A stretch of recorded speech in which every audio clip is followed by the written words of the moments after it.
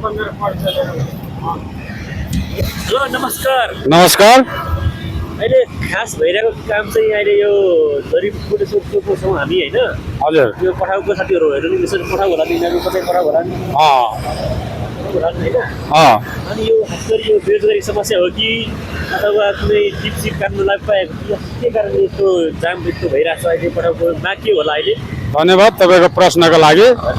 अहिले चाहिँ के छ भने यो नेपालमा चाहिँ तपाईँको बेरोजगारी समस्या चाहिँ अत्याधिक भएको हुनाले अब मान्छेसँग रोजगार पर्याप्त छैन र यो चाहिँ पठाउ, इनड्राइभ, सजिलो, याङ्गो भन्ने जति पनि एपहरू यो विदेशीहरूले यहाँ लन्च गरेका छ नि, यो चाहिँ के छ भने यसले गर्दाखेरि आन्तरिक रूपमा चाहिँ हामीलाई चाहिँ लगभग फाइदै भएको हामीले महसुस गर्नुपर्छ।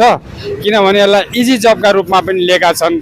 अब फुल टाइम अरू काम गरे पनि पार्ट टाइम यो कामलाई गरेर अलिकति पकेट खर्चहरू जो गर्ने साथीहरूको लागि ठिकै छ र यसलाई नकारात्मक तरिकाले मात्रै टिका टिप्पणी गर्न मिल्दैन। अब नयाँ सरकार आइरहेको छ, 2-3 सरकार आइरहेको छ।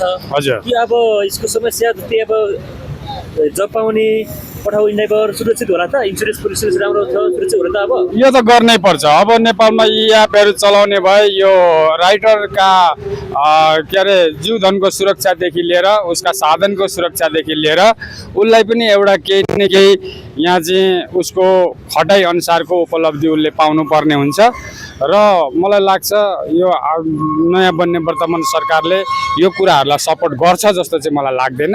अब अरू कार्यहरूमा संलग्न गराउन सक्छ युवाहरूलाई, किनभने लामो समयदेखि चाहिँ नेपालमा द्वन्द्वले पिल्सेका यी नागरिकहरू 2052 सालदेखि चाहिँ हाम्रो देशमा चाहिँ सङ्कट भएको कारणले गर्दाखेरि हरेक परिवारमा समस्या छ।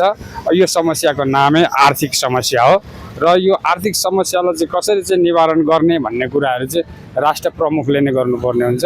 जो सरकारमा जान्छ उसैले गर्छ। धन्यवाद हजुरको सानो भनेको लागि। हस्, धन्यवाद। बोल्ने